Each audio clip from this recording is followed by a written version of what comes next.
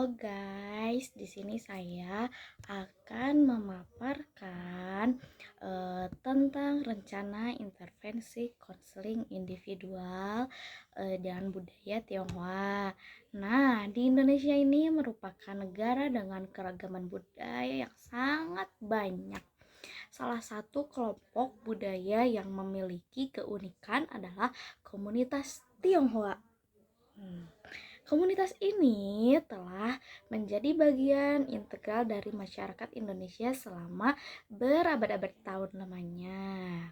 Namun tetap mempertahankan tradisi dan nilai-nilai yang khas. Dalam praktek konseling, memahami budaya klien menjadi hal yang sangat penting, terutama bagi konselor yang menghadapi klien dari latar belakang budaya yang berbeda-beda. Nah, budaya Tionghoa adalah salah satu budaya paling kaya dan tua di dunia yang telah berkembang selama ribuan tahun lamanya. Budaya ini mencakup berbagai aspek kehidupan yang tidak hanya mempengaruhi kehidupan di negara Tiongkok saja, tetapi juga membawa dampak besar pada peradaban dunia. Akar budaya Tionghoa berasal dari filosofi hidup yang mendalam, adat istiadat yang kaya, dan tradisi seni yang mengagumkan. Nah, budaya Tionghoa juga merupakan salah satu budaya yang tertua dan terkaya di dunia, dengan sejarah yang telah berlangsung lebih dari 5.000 tahun. Budaya ini dibangun di atas fondasi nilai-nilai tradisional yang mendalam, seni-seni yang indah, dan tradisi yang diwariskan dari generasi ke generasi. Nah, latar belakang budaya komunitas Tionghoa di Indonesia memiliki nilai-nilai yang diwariskan dari ajaran Konfusius dan tradisi lokal. Beberapa nilai dan norma utama yang menjadi dasar kehidupan mereka meliputi nilai-nilai utama. Nilai-nilai utama ini terbagi menjadi 3, yaitu keluarga. Nah, dalam budaya Tionghoa, keluarga memiliki peran sentral. Setiap keputusan penting dalam hidup sering kali melibatkan keluarga besar. Nah, yang kedua adalah kerja keras dan hemat. Prinsip ini berasal dari ajaran Konfusius, di mana kerja keras dan pengelolaan ekonomi yang bijak dianggap sebagai kunci keberhasilan. Nah, yang ketiga adalah kehormatan dan menjaga muka. Menjaga reputasi keluarga itu dan menghindari rasa malu di depan orang lain merupakan hal yang sangat penting. Nah, dan yang selanjutnya adalah norma dan tradisi. Dan yang selanjutnya adalah potensi masalah psikologis atau sosial. Ini terbagi menjadi 3 juga. Yang pertama adalah tekanan sosial. Yang kedua, konflik identitas. Yang ketiga, diskriminasi sosial. Nah, teknik sosialnya itu kayak gimana? Teknik sosialnya dalam budaya Tionghoa seperti ekspektasi yang tinggi, yang sangat-sangat tinggi terhadap pencapaian akademik dan profesional. Anak-anak sejak kecil di budaya Tionghoa ini didorong untuk mencapai prestasi yang terbaik di sekolah karena keberhasilan akademik dianggap sebagai jalan utama menuju kesuksesan dan kebanggaan keluarga. Hal ini seringkali menyebabkan stres yang berlebihan kepada si anaknya, terutama bagi mereka yang merasa tidak mampu memenuhi standar tinggi yang ditetapkan keluarga sebagai kebanggaan keluarga. Namun harapan keluarga yang tinggi terhadap prestasi akademik dan profesional sering menyebabkan stres pada individu, terutama generasi muda saat ini ya. Nah, yang kedua adalah konflik identitas. Konflik identitas sebagai generasi muda Tionghoa seringkali terjebak dalam dilema antara nilai-nilai tradisional yang diajarkan oleh keluarga dan nilai-nilai modern yang mereka temui di lingkungan sosial. Jadi makin kesini mungkin adat yang dahulu tidak terlupakan dan kehidupan dunia yang sekarang di zaman sekarang juga tidak terlewati gitu. namun tidak melupakan adat-adat yang terdahulu. Nah, yang terakhir atau yang ketiga adalah diskriminasi sosial. Nah, meskipun dunia saat ini semakin terbuka, semakin inklusif, diskriminasi sosial juga masih menjadi tantangan yang dihadapi oleh komunitas Tionghoa di beberapa tempat. Dan yang selanjutnya juga adalah pengaruh nilai-nilai budaya terhadap konseling dalam budaya Tionghoa. Nah, nilai-nilai dan tradisi komunitas Tionghoa dapat mempengaruhi dinamika konseling, seperti klien cenderung mengutamakan keharmonisan keluarga, sehingga solusi yang ditawarkan konselor perlu mempertimbangkan aspek ini. Nah, yang selanjutnya adalah prinsip atau yang tadi tentang menjaga muka seringkali membuat klien enggan mengungkapkan masalah pribadi secara langsung. Nah, yang terakhir dari pengaruh nilai-nilai budaya dari tradisi komunitas Tionghoa ini adalah klien mungkin mengaitkan masalah mereka dengan faktor spiritual seperti feng shui atau karma lainnya, atau kalau kita ini mitos ya. Nah, dan yang selanjutnya adalah potensi hambatan dalam konseling. Potensi hambatan dalam konseling dalam budaya Tionghoa ini seperti apa? Jadi seperti bias atau stereotip konselor.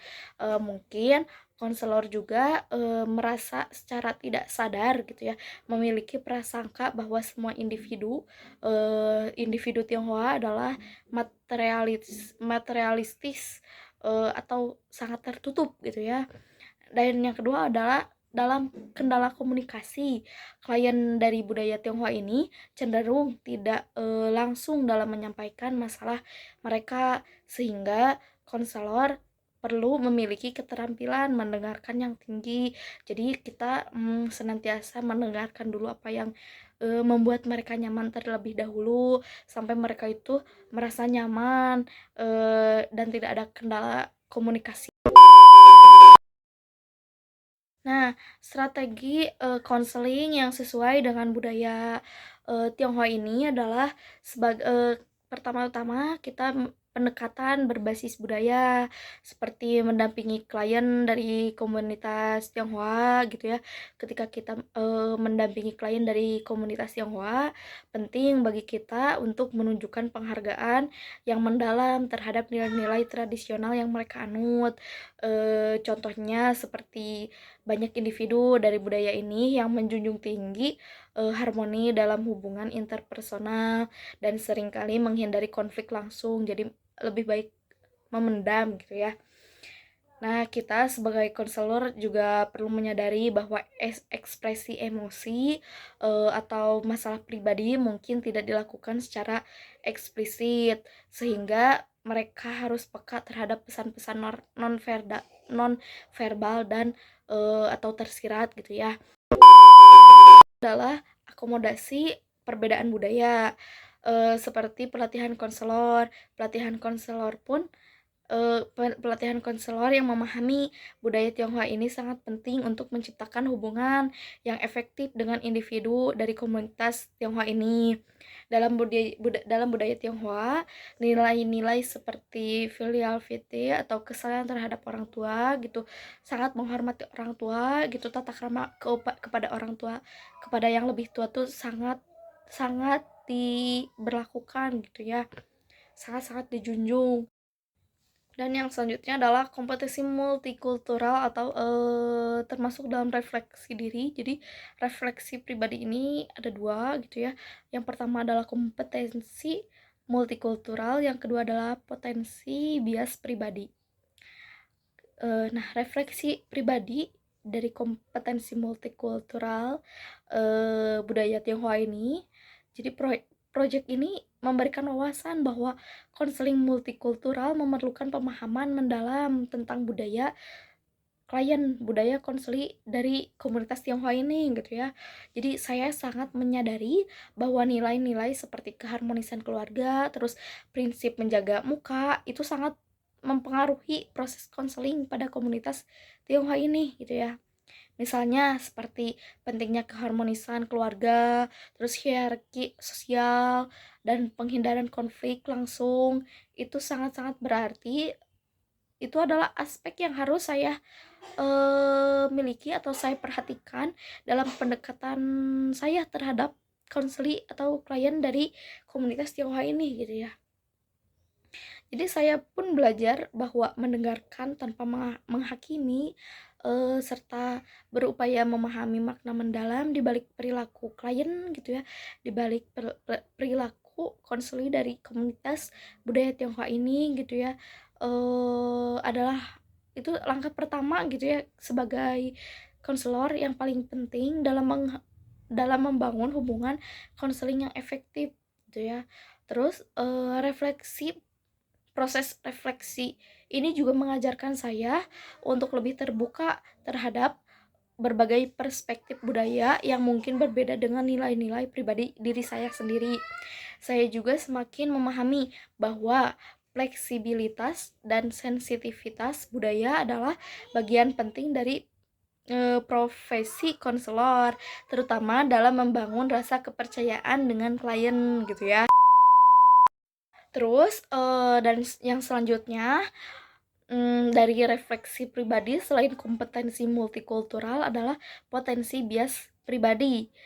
Nah, melalui proyek ini, saya menyadari adanya bias pribadi bahwa semua klien dari komunitas Tionghoa ini memiliki kesamaan nilai. Namun, pengalaman ini menunjukkan bahwa setiap individu adalah unik gitu ya. Jadi emang benar gitu ya, tiap orang, tiap budaya berbeda-beda gitu. Jadi kita pun harus harus mempelajari lebih dalam tentang budaya yang klien kita anut gitu ya. budaya yang Budaya dari klien kita sendiri gitu ya. Terus pengalaman ini juga menunjukkan bahwa individu adalah unik, itu emang benar gitu ya. Terus memiliki perbedaan dalam cara mereka menghayati nilai budaya mereka. Nah, jadi bukan hanya dari budaya kita doang gitu ya, kita juga harus memahami budaya mereka, apa yang ada di dunia mereka. Jadi apa yang ada di dunia kehidupan budaya mereka pun kita harus terjun gitu ya, harus turun tangan gitu ya. Nah, bias ini juga dapat mempengaruhi cara saya memahami masalah klien gitu ya, cara saya memahami masalah konseli gitu, terutama jika saya tidak cukup sadar akan nilai-nilai budaya, saya kalaupun emang dari awal saya ini sangat apa, ya udah budaya mereka, budaya saya itu sangat salah gitu ya. Jadi kita harus sadar bahwa nilai budaya-budaya yang mempengaruhi mereka itu sangat berarti. Sebagai contohnya, saya mungkin awalnya berpikir nih bahwa konflik dalam keluarga adalah sesuatu yang perlu segera diatasi secara langsung. Namun, saya belajar bahwa dalam budaya Tionghoa, menyelesaikan konflik secara eksplisit seringkali bertentangan dengan nilai-nilai harmoni. Oleh karena itu, saya harus lebih peka dalam menyesuaikan pendekatan saya agar tidak memaksakan solusi yang bertentangan dengan norma budaya konseli dari budaya Tionghoa tersebut.